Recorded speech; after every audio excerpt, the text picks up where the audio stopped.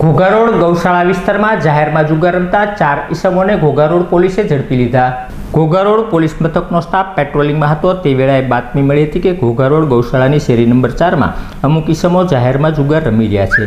જે બાતમીના આધારે પોલીસે રેડ કરતા જુગાર રમી રહેલા અજીતભાઈ દિનેશભાઈ ચૌહાણ, વિજયભાઈ ઉર્ફે ચીકણી, સોંડાભાઈ વેગડ, લાલાભાઈ રણછોડભાઈ વેગડ અને અમિતભાઈ ભૂપતભાઈ લાઠી અને રોકડા રૂપિયા 10,250ની મત્તા સાથે ઝડપેલી ધોરણોસરની કાર્યવાહી હાથ ધરી હતી।